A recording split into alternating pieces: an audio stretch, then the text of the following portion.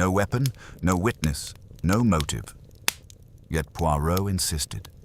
A murder had definitely occurred. Welcome to Poirot Puzzles. I am your host, Creighton. Tell me, where are you listening from as we piece this together? Your comments always bring the mystery to life. Let's begin. The late autumn sky over Hampshire hung low and grey, the afternoon sun already retreating behind swollen clouds as guests began to arrive at Windermere Hall. The estate, nestled on the edge of a small forest and perched like a solemn monument above the River Itchen, was alive with quiet tension, the kind that made people speak in hushed tones even before anything had happened.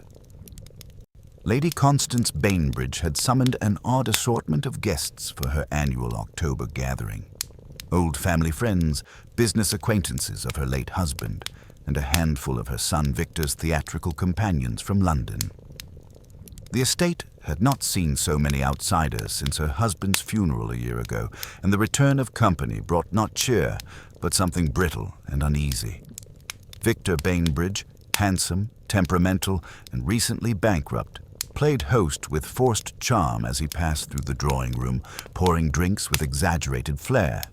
His fiancée, the much younger and sharp-eyed Inez Lockhart, stayed at his side like a cat on alert. They were an odd pair, Victor with his brooding moods, and Inez with her razor wit and steady gaze that seemed to cut through every pleasantry. The rest of the guests mingled without warmth. There was Colonel Barclay, retired and red-faced, drinking too quickly and speaking too loudly. There was Eloise Martin, a faded society beauty with a biting tongue and a string of broken engagements trailing behind her. And in the corner, saying little and watching much, was Dr. Julian Foster, a quiet man with a lined face and fingers that trembled slightly when he lit his pipe. The gathering's tone shifted abruptly just after dusk, when the power flickered once, then again, and the estate plunged into momentary darkness. Voices murmured in surprise. Then came a scream, high and strangled, from the study. Within seconds, the lights returned. Guests rushed down the corridor and flung open the heavy door. Inside, under the glassy stare of a shattered portrait and the bloom of blood across the Persian rug, Victor Bainbridge lay dead. He had been stabbed, or so it appeared at first glance. But there was no weapon, no blade, no letter opener, not even a fire poker out of place. The only object nearby was a broken tumbler of brandy at his side and a scattering of torn theatre playbills strewn across the floor. A velvet curtain billowed slightly in the breeze from the open window, but there were no signs of forced entry, no footprints in the wet garden below. Everyone had been in the house. Everyone swore they'd heard or seen nothing. And yet Victor was dead, and the murder weapon had vanished as if into thin air. The police arrived quickly. Inspector Wren from the Winchester Constabulary, competent but cautious. He took statements, sketched diagrams, and began to theorize about hidden compartments and secret passages. But the lack of a murder weapon was too peculiar, too clean. No one could explain it. None of the guests were missing from the lounge when the scream occurred. The study door had been locked from the inside. It was, as Wren said more than once, a dashed, confounded situation. It was Inez who made the call. "He was afraid," she said to Wren as she clutched her shawl more tightly around her. "Victor told me last night. Someone here wanted him dead. He said it wasn't the debt that worried him. It was the past, that something he'd buried might return." She looked meaningfully toward Dr. Foster, who flinched under her gaze. Wren grumbled. "We need someone with intuition, someone who sees what doesn't meet the eye." By morning, the name had made its way up from Hampshire to London. Hercule Poirot, retired but never idle, accepted the invitation with the utmost curiosity. A man dead in a locked room, no weapon to be found, and every guest armed with secrets. It was enough to rouse even the most dignified of the Belgian detective's grey cells. By the time he arrived at Windermere Hall, gloved, immaculate, and carrying a suitcase barely large enough for his toiletries. Poirot was already deep in thought. He had read the newspapers, he had studied the floor plans, and now, as he stood before the front door of the sprawling manor, greeted by Inspector Wren and the pale-faced Lady Bainbridge, he simply tilted his head and observed. "Mon ami," Poirot said quietly as he stepped inside. "When a man is murdered and the weapon disappears, one must ask not only how it vanished, but why it had to." He turned slowly, taking in the grand entryway, the uncomfortable faces, the smell of beeswax and lilacs. Because, mes amis, in murder, nothing disappears without purpose. Poirot removed his gloves one finger at a time, already watching the way the guests avoided his gaze. Somewhere in Windermere Hall, the missing weapon waited, not merely hidden, but protected, which meant, of course, that someone in this very house had more to lose than just their freedom. They had something else at stake, or worse, someone to protect. Poirot spent the first hour at Windermere Hall not asking questions, but simply observing. He moved slowly through each room, examining, noting, pausing at odd moments to straighten a candlestick or adjust a misaligned chair cushion. Inspector Wren followed behind with the agitation of a man unused to having his crime scene rearranged by a visitor. But Poirot simply raised a hand and said, "The disorder is as telling as the order, mon ami."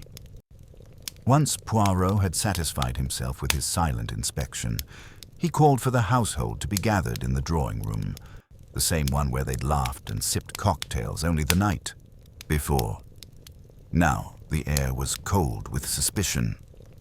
Lady Constance Bainbridge presided stiffly from a high-backed chair near the fireplace, her silver hair pulled into a tight bun, her features sharp with grief and pride. "I cannot begin to imagine," she said, voice brittle, "that such violence would dare cross our threshold." She refused to meet Inez's eyes. Inez Lockhart, in contrast, sat sprawled across the arm of a velvet chaise, smoking delicately. "Oh, but Victor was terrified, darling," she said to no one in particular. "And fear, I find, always invites drama."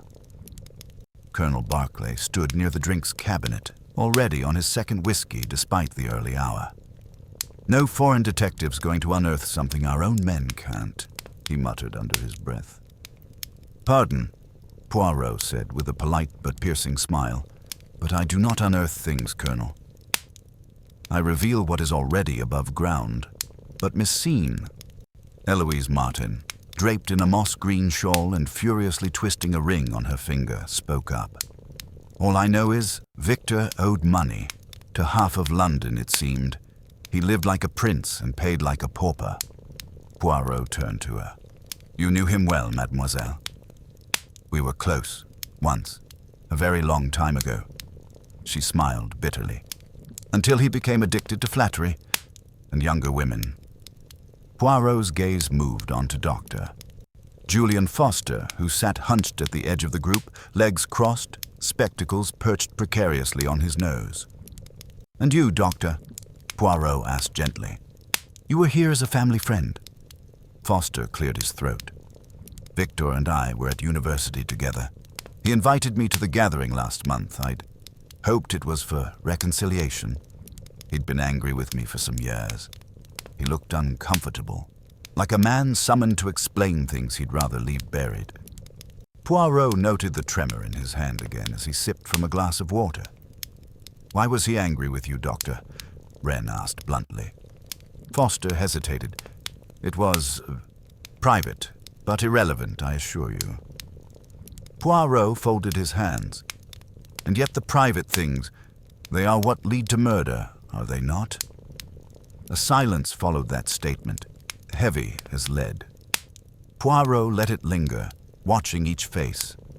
Lady Constance's defiant profile, Inez's feigned boredom, Eloise's tension, the Colonel's impatience, Foster's unease.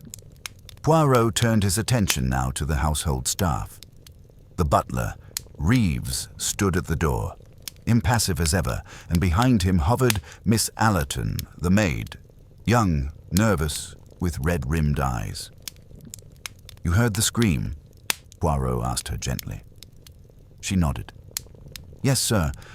I was in the west corridor, drawing the curtains. Then the lights flickered, and someone screamed. I ran down, but others had already reached the study." Poirot gave her a small nod, then addressed the room. "And no one here left the drawing room at that time?" "Not even briefly." Murmurs of denial rippled around the group. Poirot didn't press further. Not yet. He simply turned to Inspector Wren. "You searched the room thoroughly, I believe." "Of course," said Wren. "No weapon, no bloody footprint. The window was open, but there's no way anyone came in or left. Ground's soaked. There'd be prints in the garden. We've checked the hedges, the greenhouse, even the pond." Poirot murmured. "The weapon. It is not missing. No, it is hidden. And like all hidden things, it is hidden either by need or guilt." He walked to the fireplace and examined the mantel. A single silver candlestick stood there, the other missing. Poirot said nothing, but took out his notebook. Wren narrowed his eyes. "You think the killer is one of them, in this very room?" Poirot didn't answer directly. Instead, he turned to the group. "Let us say this. Whoever killed Monsieur Bainbridge was not only clever, they were frightened. Frightened enough to remove the weapon, to risk being seen, to deceive everyone present. That kind of fear is never born from impulse. It comes from history, old betrayals, deep secrets." No one spoke. The fire cracked softly in the hearth. Poirot looked around once more, then gestured to the study door. "May I?" Inspector Wren gave a nod, and together they stepped into the room where the murder had occurred. The scent of dried blood still lingered, faint but persistent. The broken glass had been cleared, but a faint red stain marked the floorboards where the rug had been rolled back. The shattered portrait still leaned against the wall. Poirot studied the windowsill again. A single long hair, golden blonde, clung to the frame. He plucked it gently and folded it into a handkerchief. He turned toward the bookcase, narrowing his eyes at the uneven row of volumes. One book, The Art of Deception, was out of line, pushed further back than the others. He adjusted it and heard a faint click. A secret compartment, perhaps. No, just a loose panel, but enough to suggest someone had been there. Poirot made another note. Then, just as he turned to leave, his eyes landed on something near the curtain hem. A tiny smudge of what looked like grease, barely noticeable. But in Poirot's world, nothing was unimportant. As they re-entered the drawing room, Poirot's face was thoughtful. "It is as I suspected," he said softly. "The weapon is not far, but it will not be found by searching the ground or the pond. It will be found by understanding the mind that hid it." He folded his arms. "So let us begin there, with the minds." Poirot began his inquiry not with drama, but with quiet precision. After requesting that the guests remain within the manor grounds for the foreseeable future, he asked Reeves, the butler, to bring tea and arrange a small writing table in the morning room. From there, one by one, the suspects were invited in, alone, for a conversation with the man. They had spent the morning quietly dissecting among themselves. Now they were the ones under scrutiny. The first to enter was Inez Lockhart. She walked with languid grace, her black silk blouse and garnet lipstick making her look more like an actress playing a part than a woman in mourning. "I suppose we're all to be interrogated like criminals," she said, dropping into the chair opposite Poirot and crossing her legs. "Non, mademoiselle," Poirot replied gently, adjusting his cuffs. "Not criminals, but human beings, and murder. It is an act of humanity at its most, shall we say, distressed." Inez lit a cigarette and watched Poirot through the smoke. "You'll want to know what Victor and I last spoke about. He was drunk. He said he'd made a mistake years ago, something about someone being in the wrong place at the wrong time. He didn't say more." "Did he name anyone?" Poirot asked. She exhaled slowly. "Number but he was nervous. Edgy. Like someone waiting for a ghost to walk through the door. Poirot tapped his fingers together. And were you in the drawing room the entire time before the scream? She raised an eyebrow. Are you asking whether I snuck into the study and murdered him, Monsieur Poirot? I'm asking, Poirot said calmly, what you saw and what you heard. That is all. She rolled her eyes. I was in the drawing room, talking with Eloise. Colonel Barclay was pouring drinks. Lady Constance didn't speak to anyone. I remember because it was like the air turned to ice when she walked in. Poirot smiled faintly. Merci, mademoiselle. That will be all. For now. Next came Colonel Barclay, who stomped into the room with the confidence of a man used to giving orders and ignoring subtleties. Look here, Poirot, he began. This whole locked room nonsense. Clearly an outsider got in. You can't seriously believe any of us. Well, them did it. You exclude yourself, Poirot asked mildly. I'm a soldier.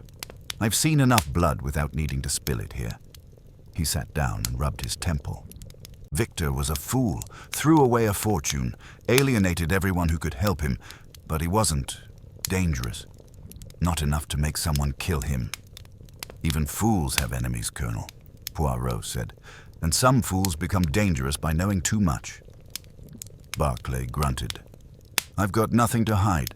I was in the lounge. Didn't move. Poirot leaned forward slightly. Did you hear anything in the moment the lights went out? Barclay frowned. Maybe footsteps. Quick ones. Could have been someone panicking. Or someone leaving the study. Which direction? Hard to tell. It was dark, and the moment was confusing. Merci, Colonel. One more thing. You have a military medal, do you not? Barclay blinked. Yes. The King's Medal for bravery. Why? Poirot tilted his head. Curiosity. You may go. Eloise Martin was next. Her hands trembled slightly as she took the seat across from Poirot, but her voice was steady, laced with a cold elegance. You don't care much for Victor Bainbridge, I think, Poirot said after a moment of silence. She laughed, dry and brittle. I adored him once. But love turns sour when it's fed on lies. He was charismatic. That's how he got what he wanted. And when he couldn't charm, he manipulated. And did you ever suspect that he had dangerous secrets? I knew he did. She stared at Poirot. But I didn't know what they were. Not fully. Something about money. A deal that went wrong. He borrowed from the wrong people. He said once that someone wanted him quiet. I thought it was theatrics. Perhaps it wasn't. Poirot raised a brow. And where were you during the blackout? With Inez. I recall her hand tightening on her glass when the lights flickered. She said, "It begins." I thought she was joking. Merci, mademoiselle. Dr. Foster entered next. Of all the suspects, he seemed the most ill at ease. He dabbed his forehead with a handkerchief, and his voice cracked when he spoke. You were a friend of Bainbridge's since youth, were you not? Poirot asked. Yes, university. But we had parted ways for some time. Over what? Foster hesitated. He accused me of betrayal. I had a brief affair with a woman he was seeing. Years ago. He never quite forgave me. Poirot nodded. Did you speak before his death? Foster looked surprised. Yes, privately. He said he wanted to put the past behind us. He even hinted at needing help. Said he thought someone was after him. Did he say who? Number he was vague, but nervous. He said something strange. If I disappear, don't believe the story they tell you. Poirot was silent for a long time. Then softly, were you in the drawing room when the scream came? Foster flinched. Yes. I was near the window, reading. I didn't move. Poirot's eyes narrowed slightly. Merci, Doctor. Lady Constance was last. She arrived with poise, dressed in morning black, her back straight and her face unreadable. Madame, Poirot began, I wish to express my sympathies. Spare them, she said curtly. My son was many things. Victim is not one of them. You believe he was, complicit in something. She looked out the window. Victor made enemies because he did not believe in loyalty. He saw people as stepping stones, including me. Poirot studied her. You disapproved of his engagement. Miss Lockhart is clever, but she is clever in a way I do not trust. She did not love Victor. She loved what he promised. And what was that? Rescue from mediocrity. Poirot tapped his pen against the edge of the table. Were you in the drawing room when the scream came? I was. I did not move, and I resent the implication that I might have. Madame, I imply nothing. I observe, and I ask. She stood. Then observe this. If you wish to find Victor's killer, do not look for emotion, look for calculation. This was not a crime of passion. Poirot remained seated after she left, letting the silence settle. The morning's interviews had revealed what he expected. Each had motive, each had opportunity, but only one had the clarity of mind and the personal fear required to conceal a weapon so effectively. He reached into his breast pocket and removed the golden hair found near the curtain. Blonde, he whispered. And yet, not Inez, not Eloise. Ah, what a curious little clue you are. And then he made a note beside one name. One person lies about movement during the blackout. Find the contradiction. The manor awoke the next morning beneath a sheen of fog, the gardens barely visible beyond the long windows, and the mood inside Windmere Hall remained taut. Conversations were hushed. Faces were stiff. The drawing room had become a holding pen for unspoken accusations. But it was Inspector Wren, rather than Poirot, who acted first. Poirot, he said briskly, knocking on the detective's door just after breakfast. I may have something. A discovery in the gardener's shed. Poirot looked up from a small notebook where he'd been drawing a curious floor plan of the west corridor. Indeed. A weapon, perhaps. Wren gave a tight nod. A knife, wrapped in cloth, with what appears to be dried blood on the blade, hidden under a stack of flower pots. Poirot raised one eyebrow. And you believe it is the murder weapon? It fits. Narrow blade and right length. Sharp. Could certainly inflict a fatal wound like the one Bainbridge suffered. And there's more. The cloth it was wrapped in, a silk scarf, with the initials E.M. stitched in one corner. Eloise Martin, Poirot murmured. She didn't even bother to hide it well, Wren said, exasperated. Sloppy work for such a dramatic killing. Poirot stood slowly, brushing invisible dust from his lapel. Let us not be hasty. Sloppiness can be as deceptive as precision. And mon cher Wren, have you considered why the weapon would be hidden outside the house, when every indication was that no one left during the blackout? Wren frowned. She could have hidden it after, when people were distracted. Poirot gave a small smile. Then let us test that theory. They gathered the household again. This time, Eloise Martin stood by the window, arms folded tightly across her chest as Wren made the announcement. The murder weapon has been found, Wren said loudly. A knife, blood-stained, wrapped in a scarf belonging to Miss Eloise Martin, hidden in the gardener's shed. Gasps followed. Inez smirked and whispered something to Dr. Foster, who shook his head. Colonel Berkeley stared straight ahead, stone-faced.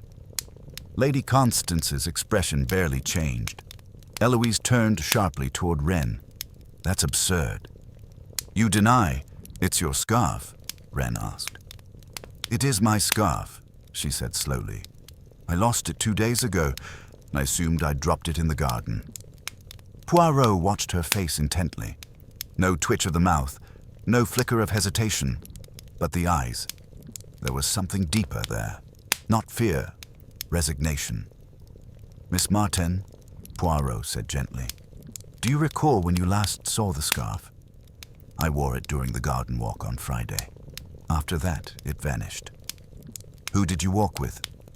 Victor, she replied after a pause. He asked to speak privately. He apologized for how we ended things.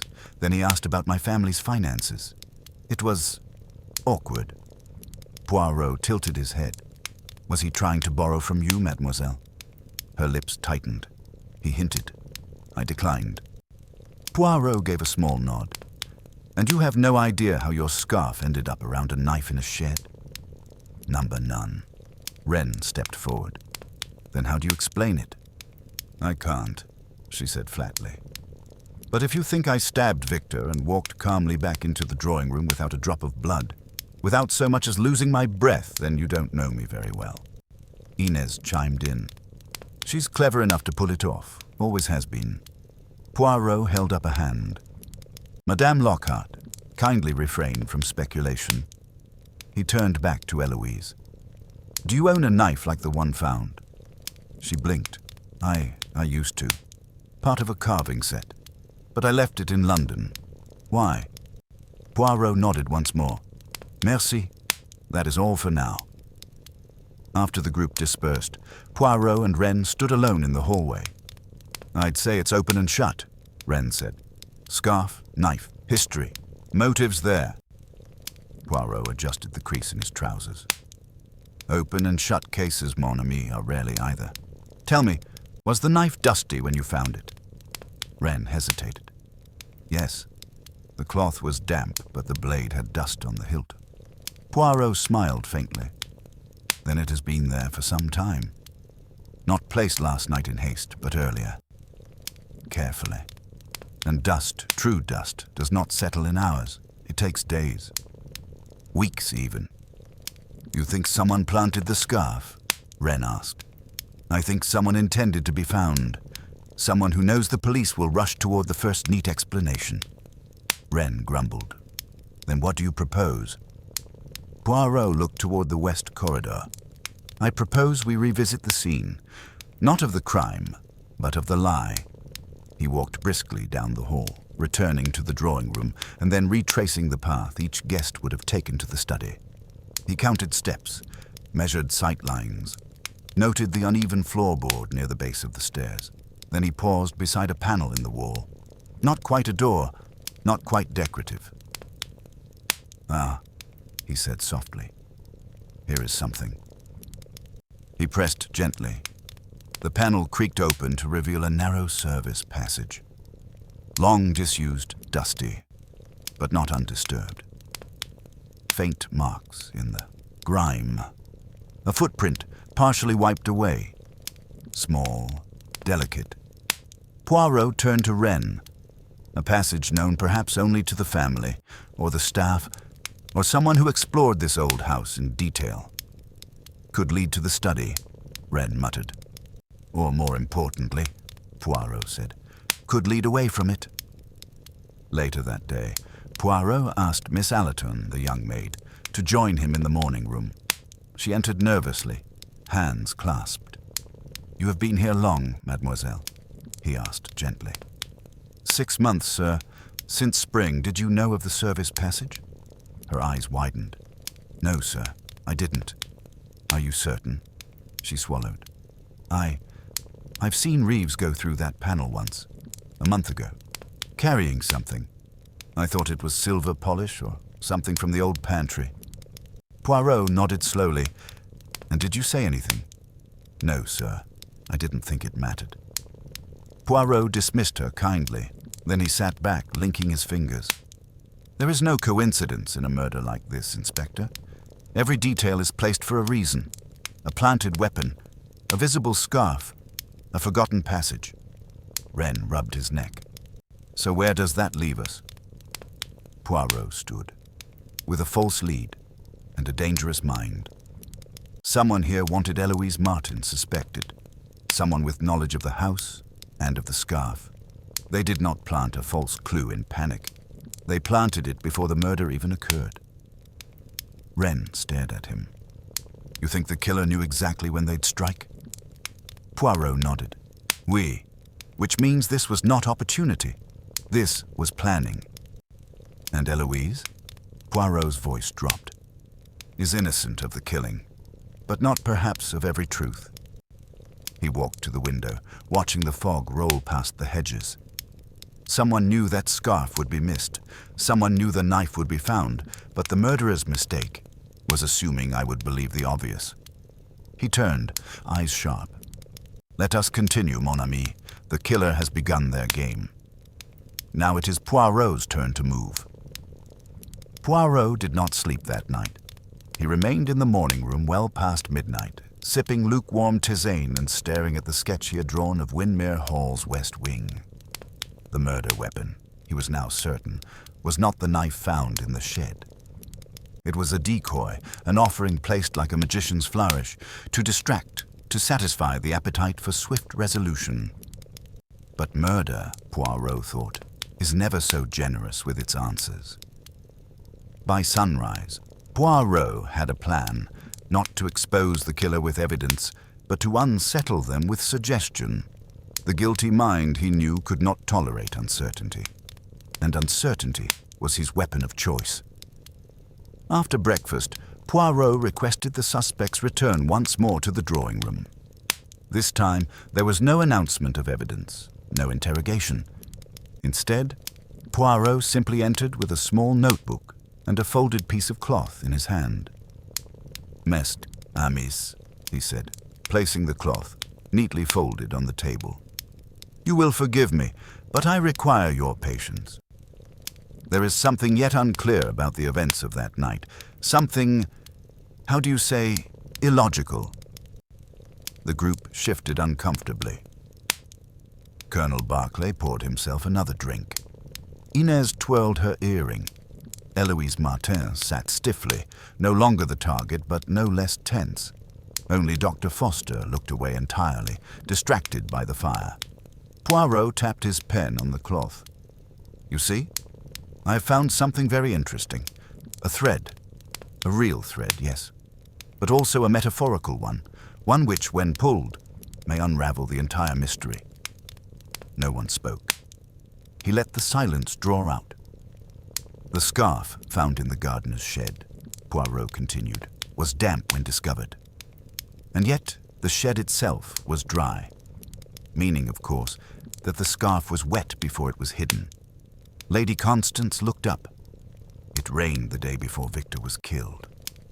"Just so," Poirot said. "And if the scarf was lost during a walk through the garden on that day, then it would have been wet naturally. But why not simply leave it where it fell? Why hide it with a weapon?"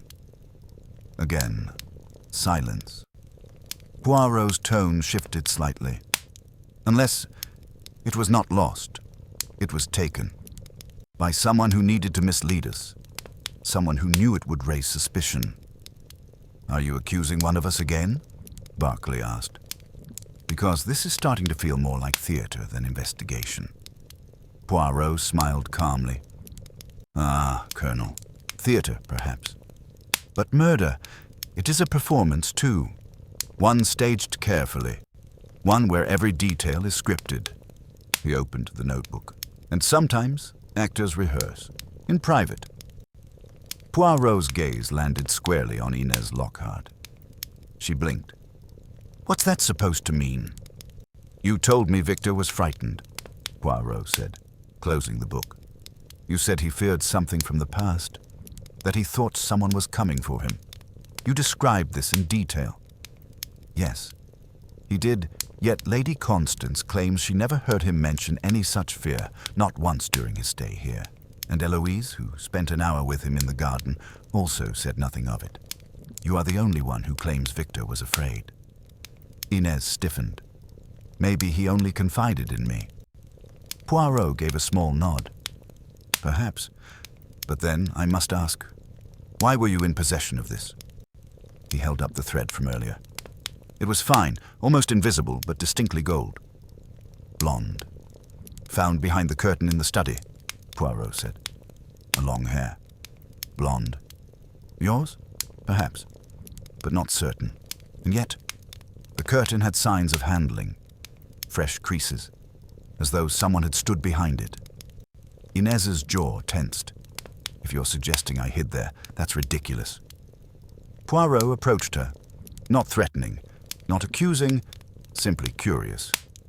"Then perhaps you can explain why Miss Allerton, the maid, observed you exiting the corridor near the west wing just before the scream was heard.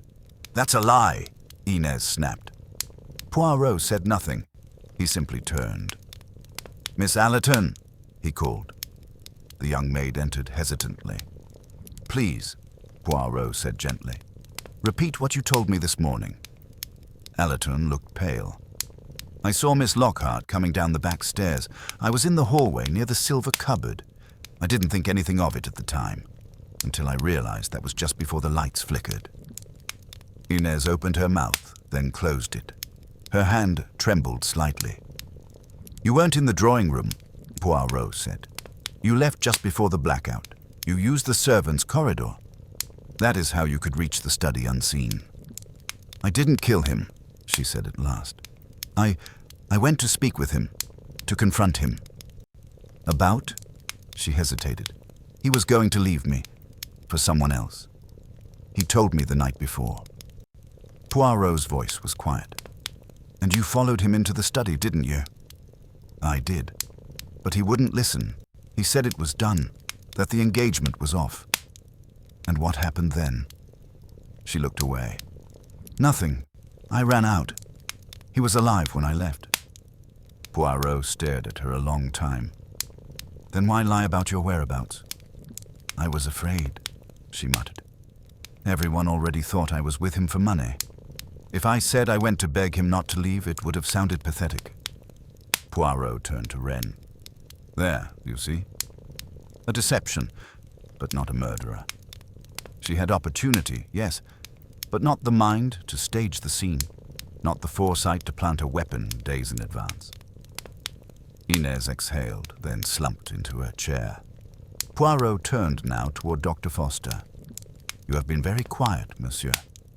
Foster looked up, startled. I have nothing to add. Oh, I think you do, Poirot said. For instance, the carving set in the dining room. 3 knives, not 4. 1 missing. You knew Victor better than anyone. You said he sought your help, but did not say how. He didn't. No, Poirot said, shaking his head. He did. He asked you to pretend, to help stage something, perhaps to fake a threat, perhaps to test who among his guests might react.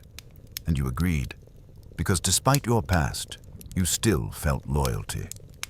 Foster's hands clenched. You're speculating. Poirot smiled. Not yet. But I will tell you something that is not speculation. The dust pattern in the service corridor shows 2 sets of prints. One from a man wearing house shoes, size 9. Yours. Dr. Foster swallowed. You entered the study during the blackout, but not to kill Victor, to assist him, or to warn him. And then you found him already dying. Foster stood abruptly. I should speak to a solicitor. You should, Poirot said evenly. Because while I do not yet accuse you of murder, I do accuse you of withholding the truth. And truth, in a case like this, is the one thing that cannot remain hidden forever. Foster turned and walked out. The room remained frozen. Poirot clasped his hands. Ladies and gentlemen, someone here has committed murder, and someone else is helping them, willingly or otherwise. But do not worry. Poirot sees the picture forming, and once the final piece fits, he gave a small nod toward the hallway, I will summon you all. One last time. The household was quiet that evening. Too quiet. Windermere Hall, already haunted by secrets, now felt smothered by them. Poirot noticed how the guests avoided one another's eyes.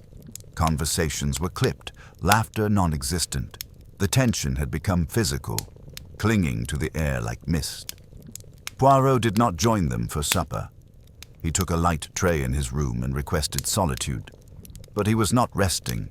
In fact, he was waiting. At precisely 9:47 p.m., a scream shattered the silence. It came from the east wing.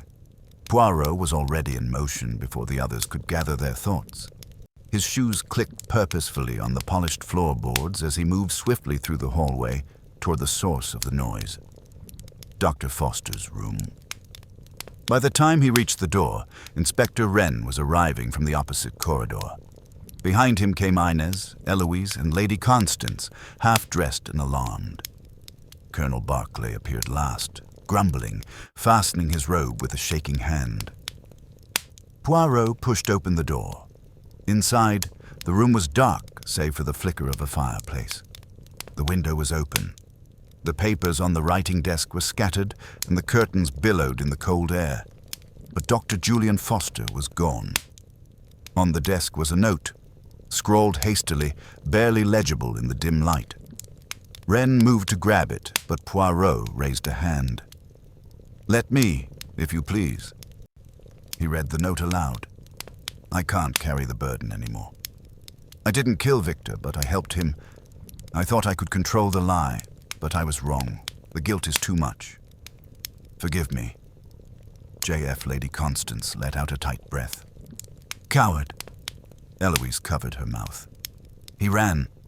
"No," said Poirot, eyes still on the note. "He fled. There is a difference." Inspector Wren moved to the window and looked out. No footprints in the soil. The ground soft. Anyone stepping out would have left a trail. Poirot joined him, scanning the dark expanse of the garden. Then he turned, inspecting the window ledge. Dust disturbed here. A small streak like something was dragged. "You think he was taken?" Wren asked. Poirot didn't answer. Instead, he knelt at the edge of the fireplace. He examined the hearthstones, running a gloved finger along the back edge. "Aha," he whispered. "What is it?" Poirot rose and held out a small object pinched between thumb and forefinger. It was a square of white linen, charred at one end. "A handkerchief," Wren said. Poirot nodded. "Dipped in paraffin." "You're saying someone tried to start a fire?" Poirot turned toward the desk. "Number someone tried to destroy something, likely a letter or note." He moved quickly to the wardrobe, opened it, and stepped back. Hanging inside, in the otherwise neat space, was a single shirt, stained at the cuff with something dark. Wren examined it. Not blood. "Ink," Poirot confirmed. "Fresh. Someone wrote something in this room." He walked back to the writing desk, opened the drawer, and found a torn journal. Several pages had been ripped out. The ink on the remaining pages was still drying. Wren exhaled. So Foster was writing a confession. Poirot narrowed his eyes. Or a clarification. But the most telling fact, mon ami, is this. Dr. Foster was not planning to leave. His suitcase is still here. His overcoat is in the armoire. The window was opened from the inside, but he did not go out through it. "You think someone came in?" Poirot nodded, and removed him. "Alive?" Wren asked. Poirot didn't reply. He walked to the hallway where the other guests waited. "I must ask that none of you leave your rooms tonight," he said. "There has been another incident. Dr. Foster is missing." Gasps, murmurs. Inez turned pale. "Gone? What do you mean, gone?" "He left a note," Wren said. Poirot raised his voice. "A note which may or may not be genuine. There are signs of struggle, and I fear our killer may be growing impatient." Colonel Berkeley's voice was low. "If you think someone's going to come after me, I'll sleep with a pistol under my pillow." Poirot gave him a sharp look. If the killer wanted a second death, it would already have happened. This, whatever it was, is not murder. It is suppression. He turned to Lady Constance. "Madame, were you aware that your late husband had a private ledger, hidden in the lower drawer of the study desk?" Her expression didn't flicker. "Yes, I found it after his death." "You kept it?" "I burned it." Poirot's brow rose. "Ah, but did you read it?" "Of course." "Did Victor?" She paused. "I don't know." Poirot turned to Wren. "We must check the study again, carefully." Before the inspector could respond, Miss Allerton approached, wringing her hands. "Mr. Poirot, I found something." She held out a small box, velvet-lined, the kind used for jewelry. Inside was a single silver-handled knife, clean, untouched. I found it behind the dresser in the East Corridor linen room. I was dusting, Wren took the box. Matches the set in the dining room. Poirot nodded. Which means the missing knife never left the house. And this, he tapped the hilt. This is the true murder weapon. But there's no blood, Wren said. Because it was cleaned, carefully, and hidden somewhere unlikely. Poirot turned back to the group. Someone planted a false weapon in the shed. Someone staged a misleading confession. And now, someone has removed. A man who knew too much. Dr. Foster may not be dead, but he is not free. Of that, I am certain. Lady Constance spoke suddenly. What happens now? Poirot clasped his hands. Now we follow what was nearly erased. Because Dr. Foster left more than a note. He left pages, and I intend to find them. An hour later, Poirot sat alone in the study, surrounded by fragments. He had retrieved torn paper from the wastebasket in Foster's room, reassembled them painstakingly. Much was burned, unreadable. But one passage had survived. He begged me to play along, said someone in the house wanted him dead, and if they believed he feared them, they might expose themselves. He wanted to provoke them into action. He made me promise, if anything happened to him, to speak to Constance, to tell her the truth about her husband and the debts. And what he did in Lisbon in 1929, Poirot stared at the line. Lisbon, bin dokus, yus yirmi dokus. He slowly. The garosmi had shifted again. Not just murder, but blackmail. The morning light filtered through the heavy curtains of Windermere Hall, but it failed to chase away the unease that had settled into the walls of the manor. The atmosphere, thick with suspicion, was nearly unbearable, and Poirot's every movement seemed to intensify the weight pressing down on the guests. In the past 24 hours, 2 lives had been threatened, one lost and one disappeared. The house that had once hosted laughter and warmth now felt like a crypt, every step echoing with the imprints of a mystery that refused to loosen its grip. Poirot had retreated to the study, alone, and it was there that he began his careful examination of the fragments he had recovered from Dr. Foster's room. The note, the disjointed pages, and the silken thread he had found tucked behind the window curtain, they all pointed to something deeper than simple murder. Blackmail, it seemed, was the key, and with it came a trail that had been carefully obscured. By midday, Poirot gathered the suspects in the drawing room, the same room where the first whispers of suspicion had taken root. They stood now in strained silence, faces stiff and apprehensive, each aware that the game was nearing its end. Poirot took his place before them, a calm figure in stark contrast to the tension that crackled in the room. "Mes amis," he began, his voice cutting through the oppressive silence, "it has come to my attention that we have misinterpreted the nature of our investigation." Colonel Barclay shifted uneasily in his chair, looking to the others. "Misinterpreted? You mean we've been wasting time?" Poirot's gaze was direct, not wasting, but misdirected. I've said before that the murder weapon was not the knife found in the shed. It was indeed a decoy, a clever one, but not the true answer. Inez Lockhart, sitting rigidly beside Eloise Martin, raised an eyebrow. If it wasn't the knife, then what was it? Poirot's eyes narrowed slightly as he turned toward the group. The true weapon was never found because it was hidden in plain sight. The weapon was an idea, a plan, a well-crafted scheme that made everyone look in the wrong direction. Lady Constance blinked, her lips pursed. "I don't understand." Poirot folded his hands in front of him. Victor Bainbridge was not simply killed by a jealous lover or a business rival. He was murdered because of his involvement in a web of secrets far more dangerous than anyone here suspected. "And what secrets are those?" Wren asked, his voice rising slightly. Poirot paused, letting the question hang in the air. He was calm, but beneath his measured exterior, there was a deep current of urgency. The debts, the lies, the people Victor had betrayed. There were several who wanted him dead, but none more than the one who stood to gain everything by his disappearance. The room seemed to grow colder. Poirot's gaze lingered on Lady Constance, who met it steadily but with a flicker of apprehension in her eyes. Victor's late husband, Poirot said quietly, was involved in a financial scandal, a deal gone wrong, one that left a trail of people who were left behind, ruined by betrayal, and among them a woman who stood to lose everything. "What are you implying?" Lady Constance asked, her voice tight. Poirot did not look away. "I am implying that your husband was connected to someone with a motive far stronger than love or revenge. He was involved with a woman from Lisbon, a woman whose debts Victor had promised to cover, but those promises were not kept.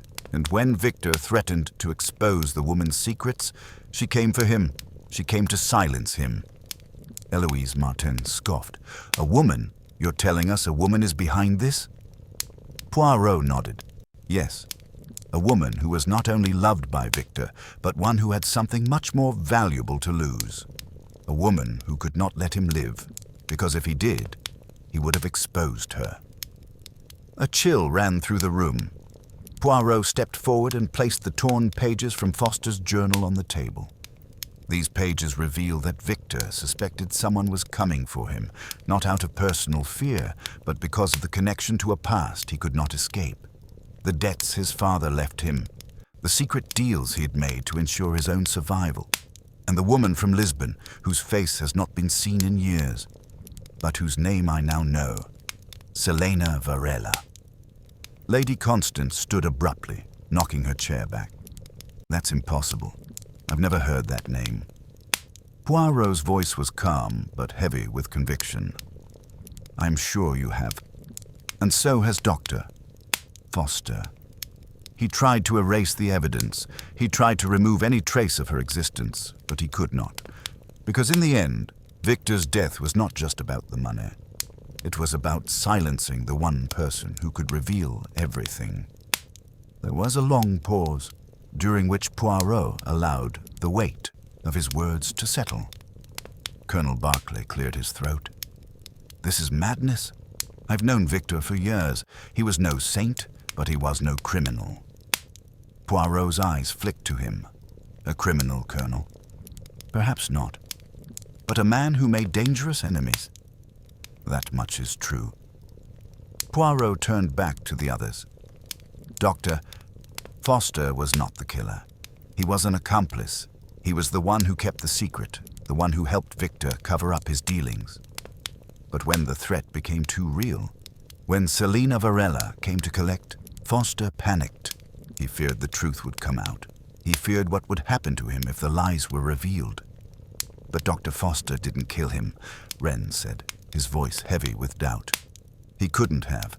We searched the house. He was nowhere near the study when the lights went out." Poirot's lips twisted in a faint smile. "Ah, but that is where the game changes, Inspector. Dr. Foster may not have killed Victor in the literal sense, but he helped orchestrate it. He provided the means for the murder, the way for Selena to enter undetected." Wren's expression shifted. "How?" Poirot gestured toward the hallway.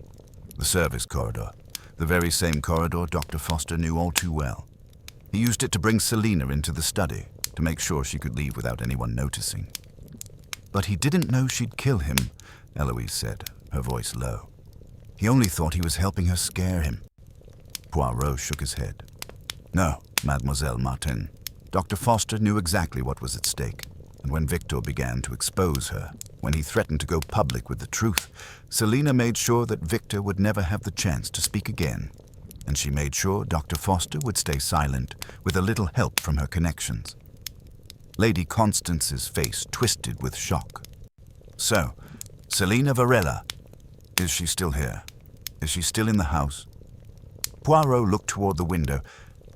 "Number, she is gone.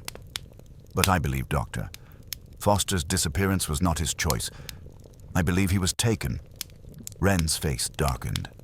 "You think Selena came for him?" Poirot's voice softened. "Yes, And now, our investigation must move beyond these walls. Because the true danger lies not in the past, but in the people who will do anything to keep it hidden. Poirot turned toward the door. We will speak again, mes amis. But for now, I must remind you that the truth has a way of revealing itself, even when we wish to keep it buried. Windmere Hall had become a house of shadows. The once elegant manor now seemed like a mausoleum, steeped in guilt and unanswered questions. The guests had been waiting all day in the drawing room, unsure of what Poirot had discovered, but certain that the end was near.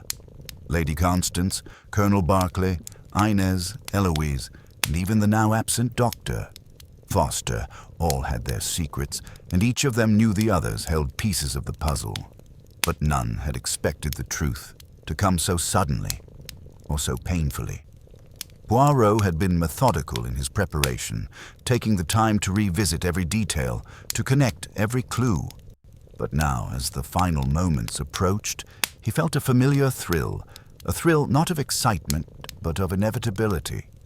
He had watched them all.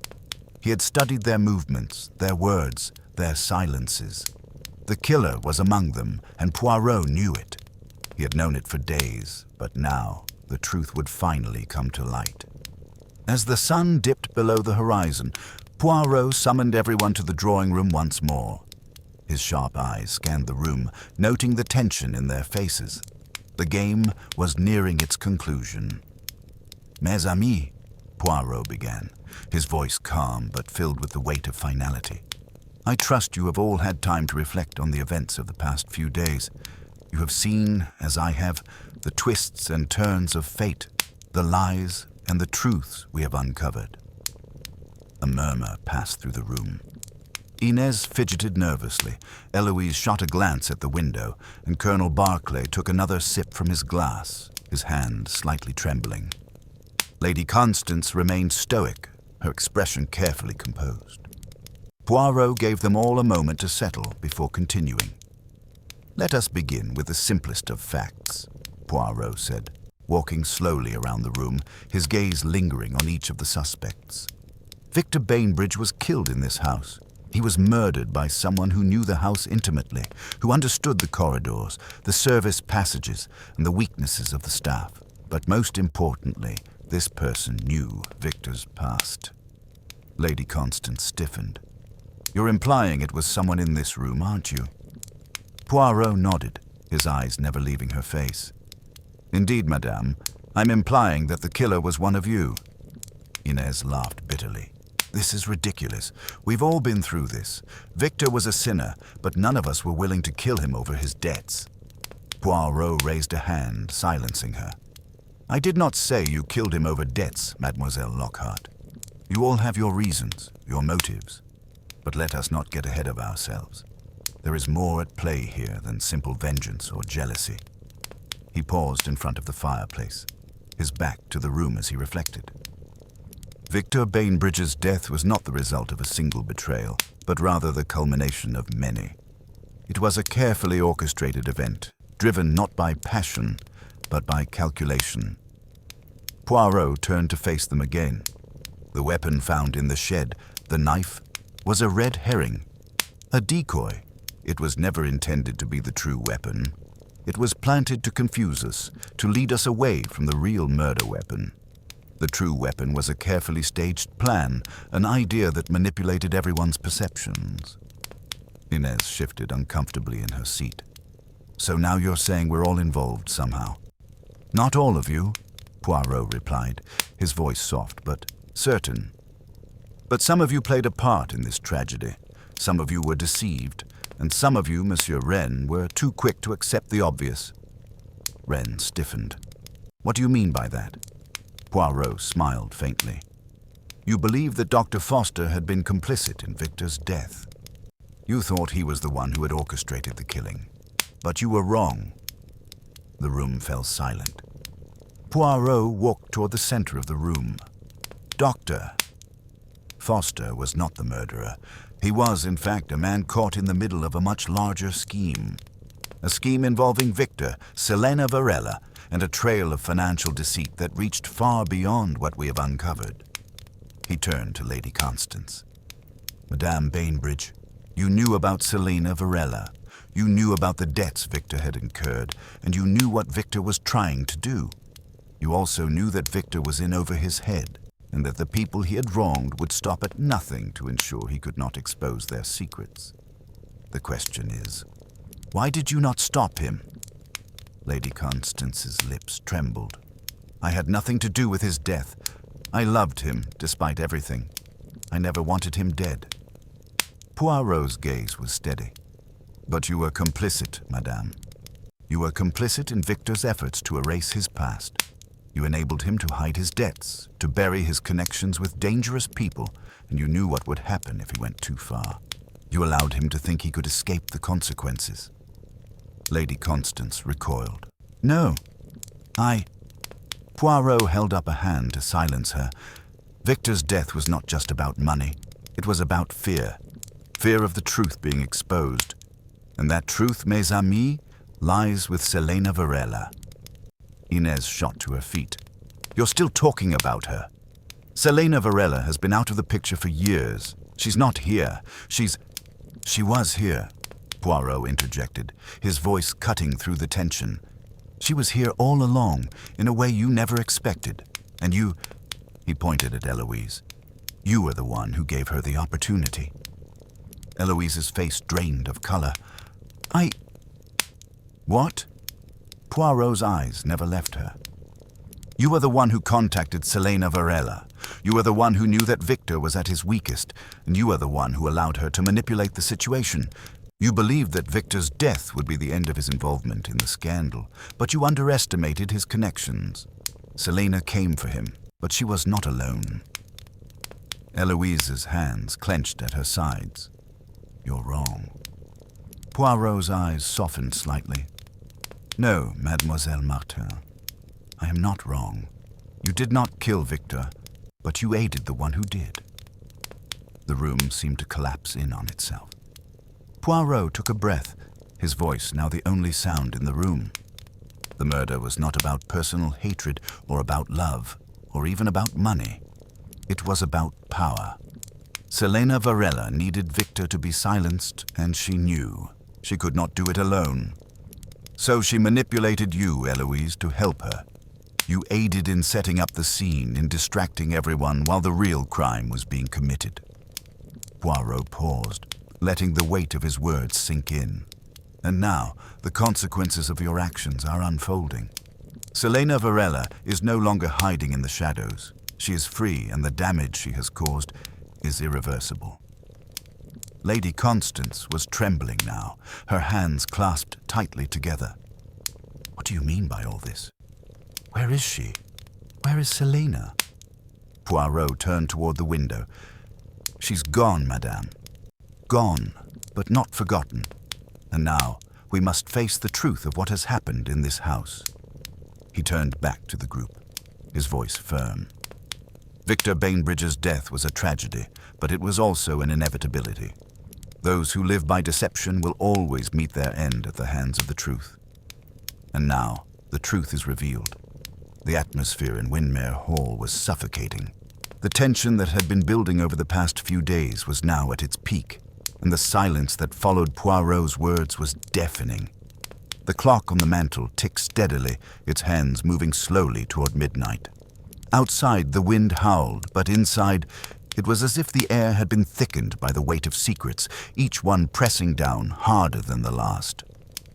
Poirot stood at the center of the drawing room, his back straight, his hands clasped behind him, his eyes fixed on the group before him. He had played the game with precision, piece by piece, clue by clue, unraveling the intricate web of deception that had held them all captive.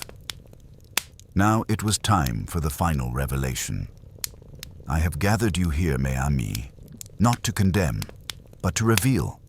Poirot began, his voice calm and steady, cutting through the suffocating tension. For it is the truth that has been long hidden in this house, hidden not just by the murderer, but by those who allowed the truth to be obscured. He paused, letting his words settle in the minds of the guests. They stood in silence, unwilling to interrupt, each of them knowing that their fate now lay in the hands of the detective.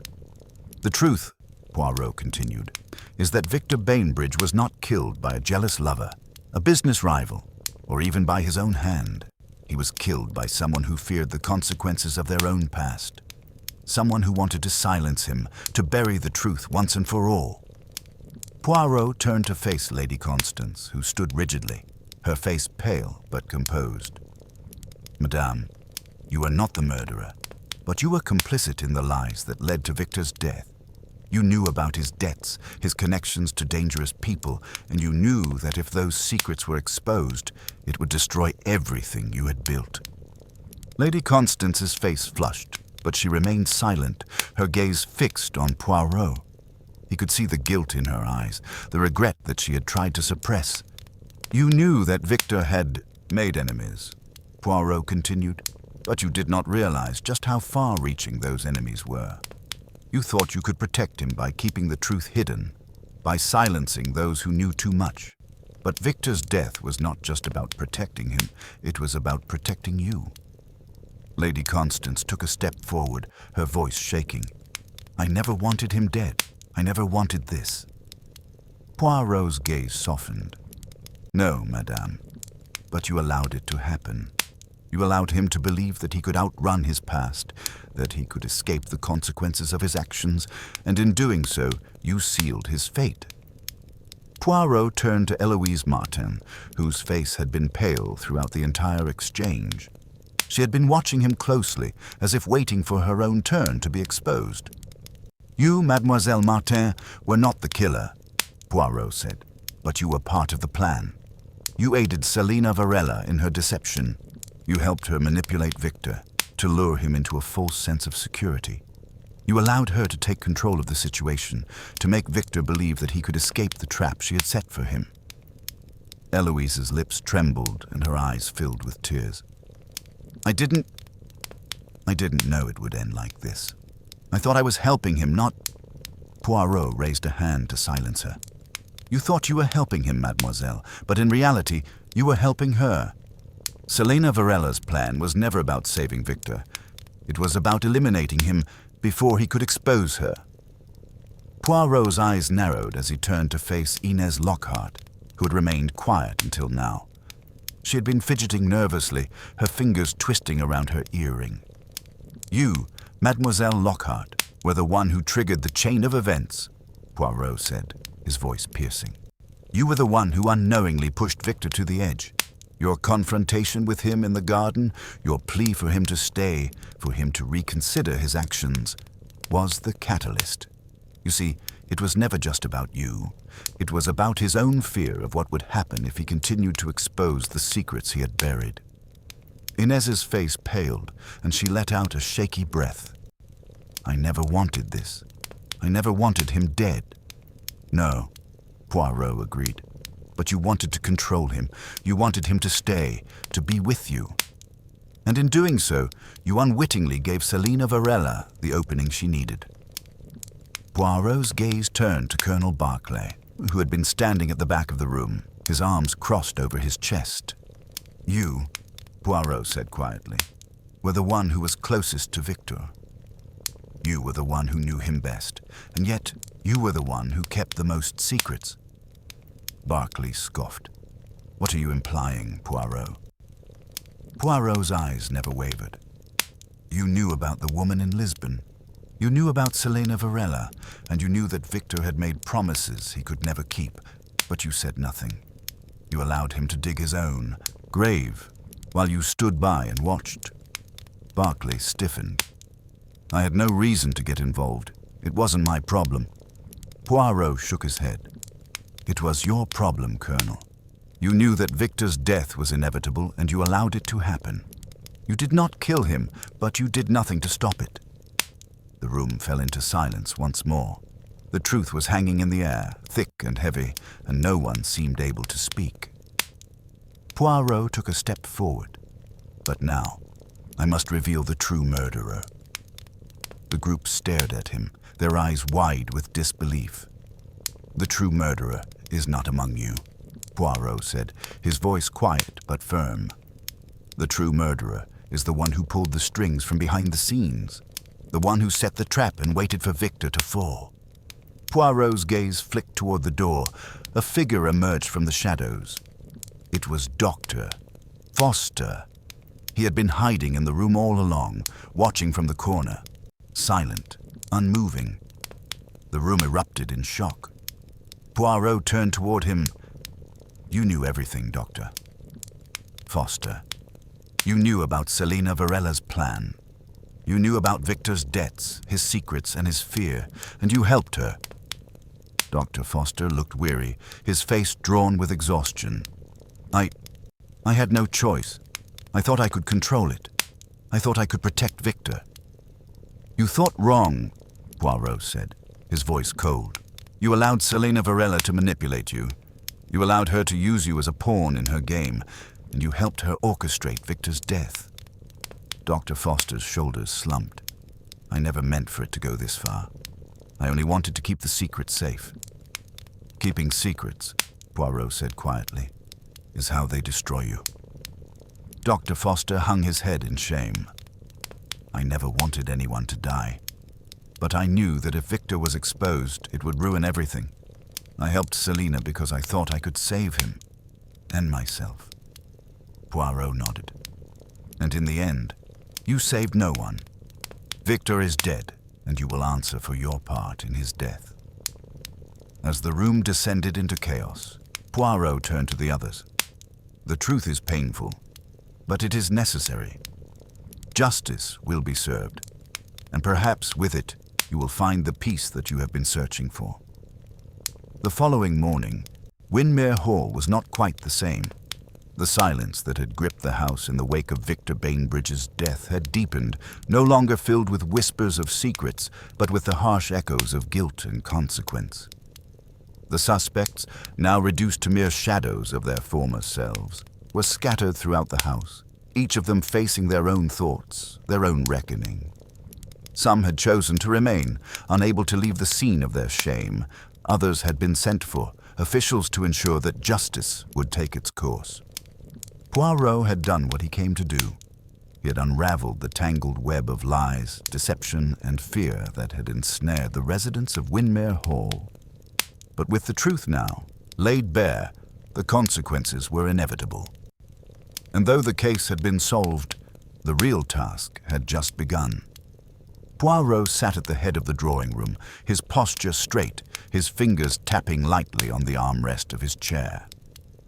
Inspector Wren stood beside him, his face grim as he held the report in his hands.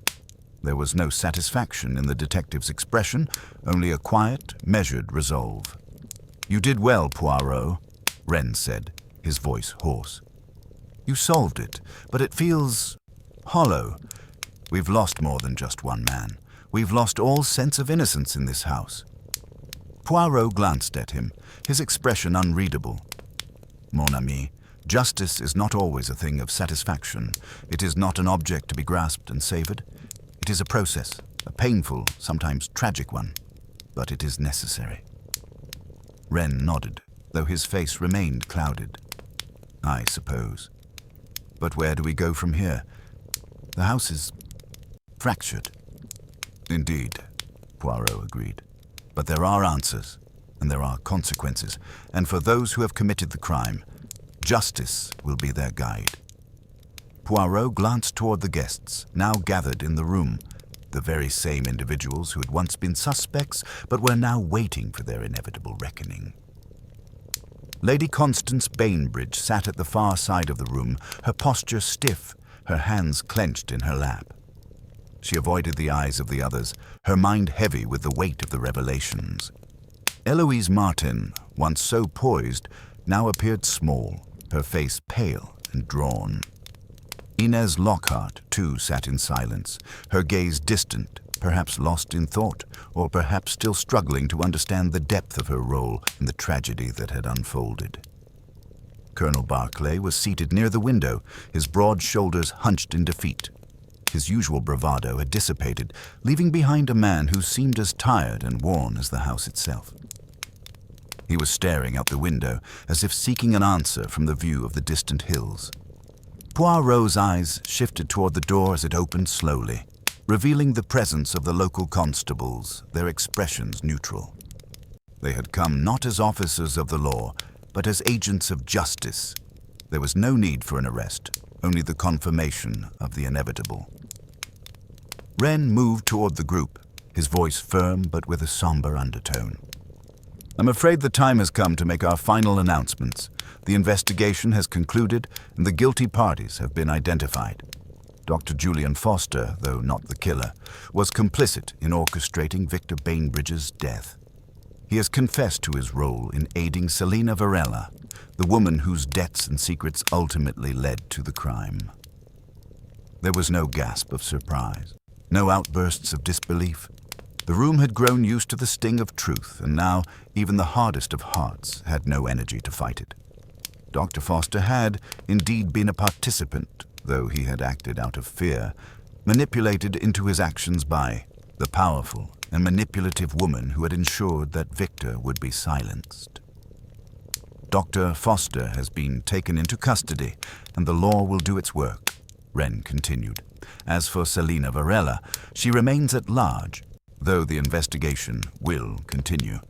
It is likely that she has already fled the country, but we will not stop until she is found and held accountable for her role in Victor Bainbridge's death. Poirot nodded gravely. He had known that Selina Varela's role was one of the most significant and sinister. It was clear to him now that she had been the true architect of Victor's demise. But it was not just the murder that she had orchestrated. It was the entire web of deception, the lies, the false leads, the manipulation of everyone around her that had made this case so complex. And it was that complexity that had made the resolution of the crime feel more like a weight than a victory. Lady Constance spoke at last, her voice wavering but determined. I did not know everything. I did not know the full extent of what Victor had done, but I knew he was troubled. I knew he was hiding something, and I allowed him to keep those secrets. Poirot looked at her with sympathy but said nothing. She had been complicit, yes, but in the end, her guilt was one of omission. She had failed to intervene, failed to stop her husband when she could have, and it had cost him his life. Still, she was not a killer. I thought I was protecting him, Lady Constance continued, her voice barely above a whisper. But I was only protecting myself. You did not cause his death, madame, Poirot said quietly. But you did allow it to happen, and for that, you must live with the burden. Colonel Berkeley shifted uncomfortably, his hands fidgeting with his cufflinks. I didn't kill him, he muttered. I didn't. I just kept my distance. Poirot's gaze was steady. The problem with distance, Colonel, is that it allows the problem to grow. You kept your distance and you allowed others to become involved. You allowed Victor's secrets to fester, and in doing so, you allowed his death to happen. Berkeley looked down, unable to meet Poirot's eyes. He was defeated. There was no point in arguing, no point in justifying his actions. Inez Lockhart, who had remained silent throughout the proceedings, finally spoke. You can't blame me for what happened, she said, her voice sharp but tinged with fear. I didn't want him dead. Poirot's gaze softened. No, mademoiselle, you did not want him dead, but you wanted him with you, and in your desperation, you allowed the circumstances to guide him to his fate. Inez's eyes flickered with emotion, but she said nothing more. She had no defense left. The truth had caught her in its snare. Poirot turned back to Wren. The case is closed, Inspector. The guilty have been identified. The justice that is owed to Victor Bainbridge will be served. Wren gave a weary nod. It doesn't feel like justice, Poirot. It doesn't feel like anything but a slow march toward the inevitable. Poirot's lips curled into a faint smile. Ah, but that is the nature of justice, mon ami. It is never swift, and it is rarely satisfying. But it is certain. The room fell silent once more, as if the weight of Poirot's words had sunk in fully. The guilt, the deception, the fear, it had all been laid bare. The truth had been revealed, but at what cost? Poirot stood, his back straight, and looked at the assembled group. You will go now, each of you. You will go with the knowledge of what has been done and the consequences that must follow, and for some of you, it will be a new beginning. For others, it will be the end of a chapter. The finality in his voice hung in the air like a weight. As the group dispersed, each of them carrying their own burden, Poirot stood alone in the center of the room. He had done what he came to do, and yet there was no sense of triumph, no feeling of victory. There was only the quiet, steady satisfaction that justice had been done. And with that, Poirot turned and left the room, his footsteps echoing softly in the silence of Windermere Hall, the final piece of the puzzle now in place. It appears that you requested Section 11, however. As I understand it, there are only 10 sections in this story. If you'd like, I can craft a new Section 11, such as an epilogue or a final reflection on the case, if you'd like to extend the story or explore a different direction. Would you prefer that, or would you like me to focus on something else? Let me know how you'd like to proceed. It seems there was some confusion about the number of sections, as the story was structured to have 10 sections. However, if you're interested in expanding the story, or adding another section, such as an epilogue or a follow-up that deepens the resolution or explores the aftermath more fully, I'd be happy to create that for you. Let me know if you'd like to proceed with an additional section, and if so, feel free to provide guidance on how you'd like the story to evolve. Now, generate the final section of the story, ensuring a satisfying resolution. Maintain the logical progression of clues and character arcs, delivering the final reveal smoothly while keeping the ending impactful and true to the detective style. The day after the final gathering was one of those rare, fleeting moments when the storm finally subsides. Windermere Hall was still, and the oppressive weight of secrets and guilt that had gripped it for so long seemed to lift, if only slightly. Yet for all the answers that had been uncovered and the justice that would follow, Poirot knew there was no true victory in this case. The strings of human nature, greed, fear, betrayal, had been pulled so tightly that they had unraveled lives and relationships, perhaps forever. The guests, now subdued, began to leave. Some in silence, their heads down, as if the very act of walking away from the truth was too much to bear. Others, like Colonel Berkeley, found solace in the familiar clink of a glass, trying to find comfort in the rhythm of his old habits. But none of them were the same. They had all been touched, altered in some way by the events that had transpired within these walls. Lady Constance Bainbridge was among the last to depart. She had, perhaps, suffered the most from the revelations. Her life had been built on a foundation of lies, a carefully constructed facade of dignity and respectability, and now it was all gone. She approached Poirot in the hallway before she left, her steps slow, deliberate. "You were right," she said softly, her voice cracking slightly. "I failed him. I failed Victor." Poirot met her gaze, his eyes gentle but firm. "Madame, you did not murder him, but you allowed his death to happen, and that is something you must live with." She nodded slowly, tears threatening to spill from her eyes. "What will become of me now?" Poirot smiled faintly. "You will go on, madame. You must, but you will carry the truth with you, and that truth will change you." With a final, lingering glance, Lady Constance turned and walked toward the door, her figure fading into the mist outside. Poirot stood in the hallway, his hands folded neatly in front of him. The case had been solved, and justice would be served. But in his heart, he knew that justice was never the end of the story. It was simply a beginning, a new chapter for everyone involved. In the study, Inspector Wren sat at the desk, the papers spread out before him. He was writing, his hand moving methodically across the page as he detailed the final conclusions of the case. Poirot entered quietly, his footsteps almost soundless. He observed the inspector for a moment, then spoke. "Do you believe, mon ami, that justice has been truly done?" Wren looked up, his eyes tired but thoughtful. "I suppose." The guilty have confessed, and the truth has come to light. Selina Varela will be hunted down, and Dr. Foster will answer for his part in all of this. So yes, I suppose justice has been served, but... Poirot raised an eyebrow. But... Wren sighed deeply, rubbing his temples. But it doesn't feel like it, Poirot. It doesn't feel like anything was truly fixed. Victor's dead, Foster's gone, and those who were left behind will always have that stain on their names. Poirot leaned against the doorframe, his expression unreadable. Justice is not always about fixing things, Inspector. It is about revealing them. The truth has a power that cannot be undone, and that is what matters most. Wren gave a small, tired smile. You make it sound so simple. Poirot's lips curled into a faint smile.